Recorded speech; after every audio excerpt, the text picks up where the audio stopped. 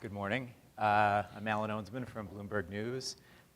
I know a great many people in the room here. And I've been covering Toyota, writing about green vehicles and California regulations for a while now. And as John mentioned, I do find this a particularly interesting topic because ZEV has had a very significant impact on things we're seeing in the marketplace. And I don't think, for those of us who cover this topic, we can know too much about it. So this morning, we're going to try to understand exactly, or as best as we can, what California's push to increase the clean vehicle fleet, the ZEV fleet out there, what that means for drivers both in California and nationally, and what it means for the automakers that have to comply with the program. The timing is good, as the EV space is in the news again this morning. I don't know how many people have seen this, but A123, which sort of led off the excitement for the new generation of electric vehicles, filed for bankruptcy this morning. They are selling their battery assets, or their automotive battery business, to Johnson Controls. So those companies that are purchasing lithium-ion batteries from A123, I guess we'll continue to get supplies without interruption, but it perhaps will come up in tonight's debate. Certainly the federal money that's gone to support electric vehicles, battery technology, has become a hot political topic. So, you know, in my job, there's just never a dull moment at this point. But I want to think a little bit specifically about ZEV, and I'm thinking back today to another conference in Sacramento back in 2001.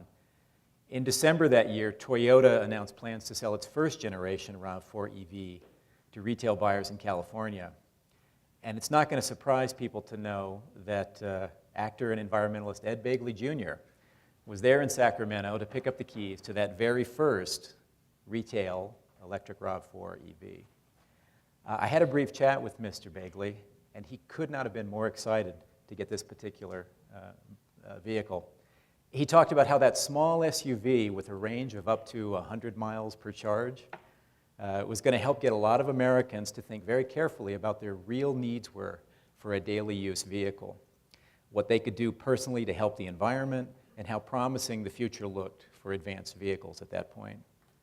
That first RAV4 EV had a $42,000 base price, but it qualified for a $9,000 incentive from the California Air Resources Board and a $3,000 federal tax credit. So you knocked the price down to approximately $30,000, so not a bad deal. Toyota even tossed in an in-home charging device.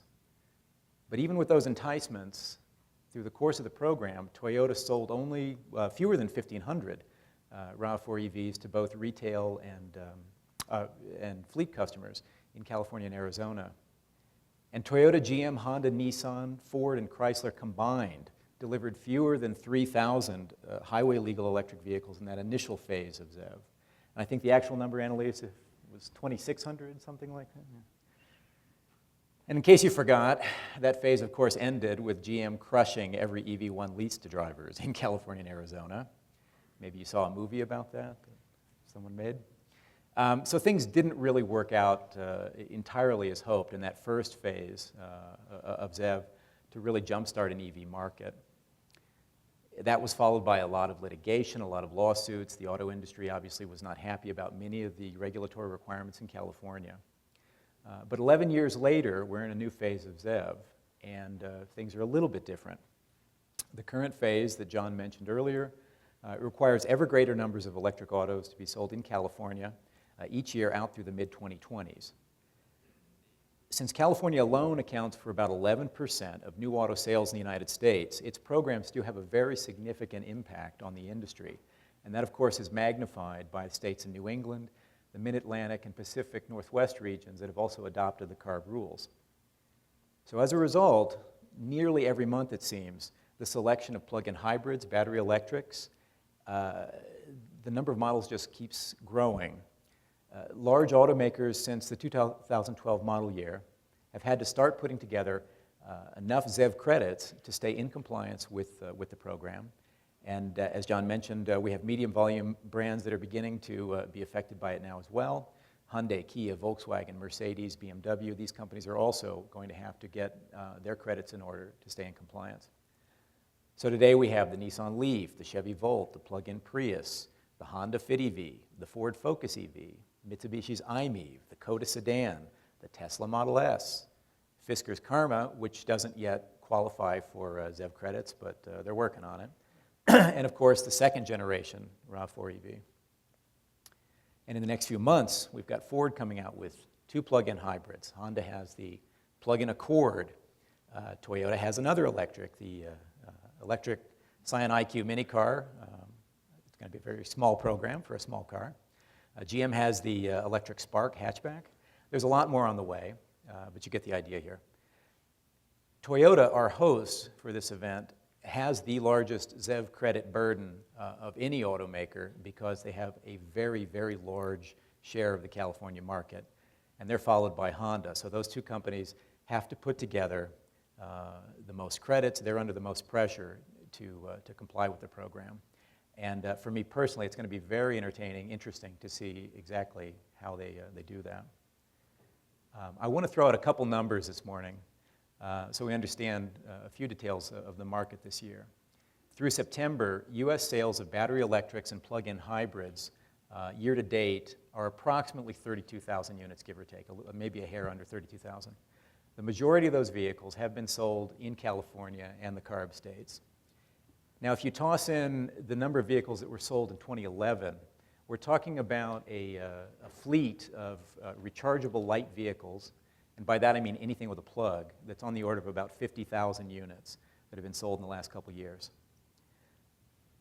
It's not an inconsequential number, but it's obviously a very long way away from Carlos Ghosn's target of 10% of global auto sales being EV by 2020, or even President Obama's goal of 1 million EVs and plug-ins on U.S. roads by 2015.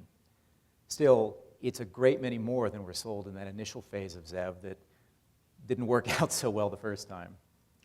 Now, by comparison, Toyota this year has sold more than 183,000 units of the Prius in all its different variations. That's a record for the nameplate in this market already, and they still have 3 more months of sales to increase that number for the rest of the year. And overall hybrid sales in the U.S. market are at an all-time record high through the first 3 quarters of the year, and again, we still have a quarter to go. And that's probably the result of a lot more options, many more variations, more appealing hybrids, and extremely high gasoline prices, especially in California, that many of us are familiar with. The hybrid market has been steadily developing since 1999, and like EVs and rechargeables, there's been a great deal of volatility. But there has been some consistency in the hybrid space that perhaps EVs haven't enjoyed with an unbroken market presence for 13 years now. But again, that volatility has been tied to fuel prices and cost. So let's get into a discussion now, well, before we get into a discussion about where the market for rechargeable vehicles may be headed and how automakers are working to comply with that, it's going to be useful, I think, to get an understanding of the ZEV program itself, how it works, what its goals are.